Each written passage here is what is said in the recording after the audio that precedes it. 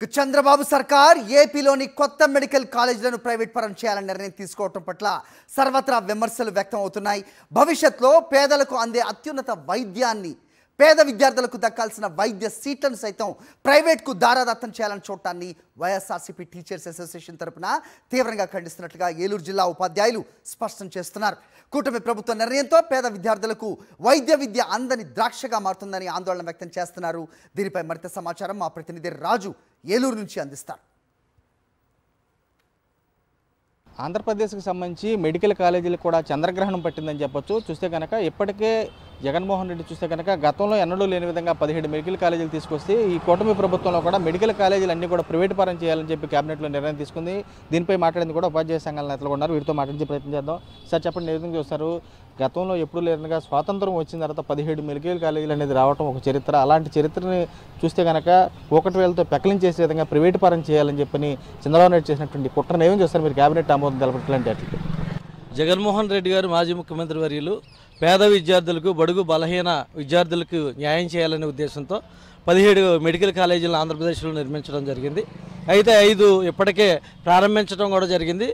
నిర్మాణం పూర్తయి ప్రారంభించడం జరిగింది. 10 కాలేజీలని ప్రైవేటు పరం చేయాలని చూడడాన్ని మేము వైఎస్ఆర్ టీచర్ అసోసియేషన్గా తీవ్రంగా ఖండిస్తున్నాము. ఇది కేవలము బడుగు బలహీన ఎస్సీ ఎస్టీ విద్యార్థులకు అన్యాయం చేయడం అని చెప్పి ఈ సందర్భంగా చెప్తా ఉన్నాము. ఎక్కువ కాలేజీలు ఉంటాయి, ఎక్కువ సీట్లు ఉంటాయి, దాని ద్వారా ఎక్కువ మంది పిల్లలు చదువుకోవడానికి అవకాశం ఉంటుంది. లేని పక్షంలో మెడికల్ సీట్ కొనాలంటే 1 కోటి 2 కోట్లు పెట్టి కొనవలసిన పరిస్థితి ఉంటుంది. అది మధ్యతరగతి, దిగువ మధ్యతరగతి విద్యార్థులు కొనలేరు. కాబట్టి ప్రభుత్వం ఇప్పటికైనా పునరాలోచన చేయాలి. మీకు జగన్మోహన్ రెడ్డి గారు చేసిన మంచి పనుల్ని మీకు ముందుకు తీసుకెళ్ళాలి, లేదంటే ఇంకా అభివృద్ధి పథంలోకి నడిపించాలి తప్ప ప్రజలకి అదేవిధంగా పేద విద్యార్థులకు ఉపయోగపడే ఇటువంటి నష్టం చేకూర్చి ఇటువంటి పనుల్ని ఇప్పటికైనా మీరు పునరాలోచించుకోవాలని చెప్పి సందర్భంగా చెప్తున్నాం. ముఖ్యంగా ఇది పేద విద్యార్థుల యొక్క పట్టకొట్టినట్టుగా అవుతుంది. పేద విద్యార్థులకి ఈ మంచి అవకాశాన్ని కోల్పోయే పరిస్థితి ఏర్పడుతుంది. మెరుగైన విద్యార్థులు కుంటుపడే దశలో వస్తుంది ఇది. సో మరి ఈ మెరుగైన పేద విద్యార్థుల యొక్క మెరుగైన విద్యార్థులను దృష్టిలో పెట్టుకొని సరైన నిర్ణయాలు తీసుకుంటే బాగుంటుందని మేము కోరుకుంటున్నాం. ప్రైవేటు వ్యక్తులు మాత్రమే అభివృద్ధి చెందుతారు తప్ప ప్రభుత్వాలు అభివృద్ధి చెందవు. తద్వారా సాధారణమైనటువంటి ప్రజలు కూడా ఏ విధంగా కూడా అభివృద్ధి చెందేటటువంటి అవకాశాలు ఉండవు. కాబట్టి ప్రభుత్వం పునరాలోచించాలి. ఏదైతే ఎస్సీ ఎస్టీ బీసీ మైనార్టీకి సంబంధించినటువంటి విద్యార్థుల యొక్క అభివృద్ధి కోసం ఆలోచించేటటువంటి ప్రభుత్వంగా ఉండాలి మీరు.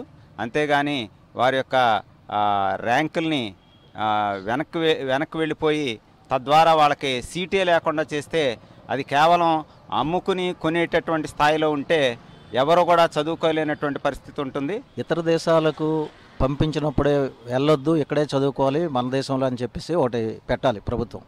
అది పెట్టి వీలే పంపించి పై దేశాలకి, మరి అక్కడి నుంచి మళ్ళీ చదువుకొని వచ్చిన తర్వాత ఇక్కడ రిజిస్ట్రేషన్ ఇవ్వకపోవడం అనేది అత్యంత హేయకరమైనది, బాధాకరమైనది. నిన్న మొన్న నేను చాలామంది సిపిఐ నుంచి ఎవరో ఒక ఆయన వెళ్ళి చంద్రబాబు నాయుడు గారికి లెటర్ ఇవ్వడం కూడా నేను చూశాను ఒక పేపర్లో. అది ఎందుకంటే మరి వాళ్ళు రిజిస్ట్రేషన్ ఇవ్వకపోతే వాళ్ళకి అన్ని సంవత్సరాలు వెళ్ళి అక్కడ 5 సంవత్సరాలు చదువుకొని వచ్చి ఇక్కడ ఏం చేస్తారు వాళ్ళు రిజిస్ట్రేషన్ లేకపోతే ఆంధ్రప్రదేశ్లో?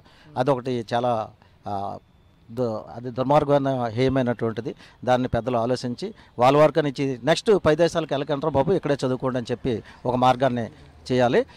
ప్రైవేట్ పరం చేయాలనుకోవటం, బి కేటగిరీకి అప్పగించడం, డబ్బులకి అమ్ముకోవటం మూలంగా ఇది అందని ద్రాక్ష అయిపోతుంది పేదవాడికి.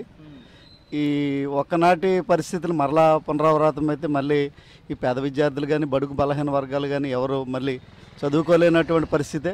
దయచేసి ప్రభుత్వం పెద్దలందరూ కూడా మళ్ళీ కేబినెట్ నిర్ణయాన్ని పునరాలోచించాలనేసి తెలియజేస్తూ వైఎస్ఆర్ టీఏ పక్షాన తెలియజేస్తారు. సరే కూడా వీరంతా కూడా ఒకటే స్పష్టం చేస్తున్నారు. పేద విద్యార్థులకు సంబంధించి కూడా వైద్య విద్య అందన ద్రాక్షగా మారకుండా ఉండాలంటే పూర్తిగా కూడా ఉన్నటువంటి మెడికల్ కాలేజీలు కూడా ప్రైవేట్ పరంగా చేయకుండా చూడాలి.